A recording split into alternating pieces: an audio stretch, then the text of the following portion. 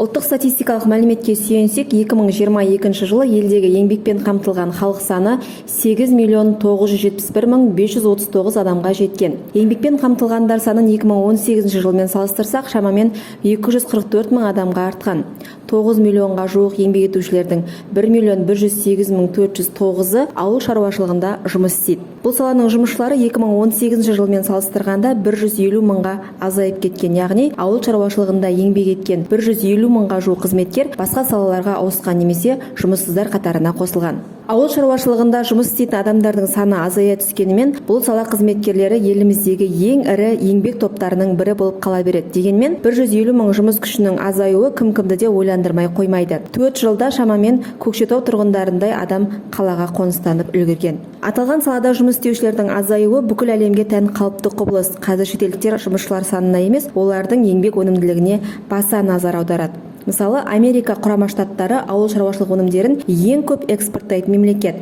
Жылына 118 миллиард доллардың өнімін өндіреді. 2019 жылғы дерек бойынша бұл елде еңбекпен қамтылғандардың 1,4% ауыл шаруашылығы саласында жұмыс істейді. Сонда бір фермер жылына орташа есеппен 100 мың долларлық өнім шығарады. Ал бізде болса, қазақстандық бір фермер құны 7.650 долларға бағаланатын өнім шығарады екен. Мұндай статистикаға қарап, американдық шаруа қазақстандық шаруадан 13 есе еңбекқор деп айта алмаймыз. Олардың негізгі артықшылығы технология мен білім мүмкіндіктерін пайдаланып, кәсібін автоматтандыра алуы мен шикізаттан дайын өнім шығара білуінде. Қазір бұл бағытта елімізде бірқатар игі бастамалар жүзеге асырылып жатыр. Соның бірі асыл тұқымды мал өсіру мен егістікті тамшылатып және лазерлік жолмен суғару әдісі. Осы орайда ауыл шаруашылығымен айналысатын адамдардың санының кемуі ақш-ты мысал еткендей ел экономикасына көптеген пайдасын тигізетініне ешқандай күмән жоқ. Дегенмен ауыл шаруашылығы жұмыскерлері санының кемуі ауылдағы жалақының аздығымен, техника рөлінің артуымен,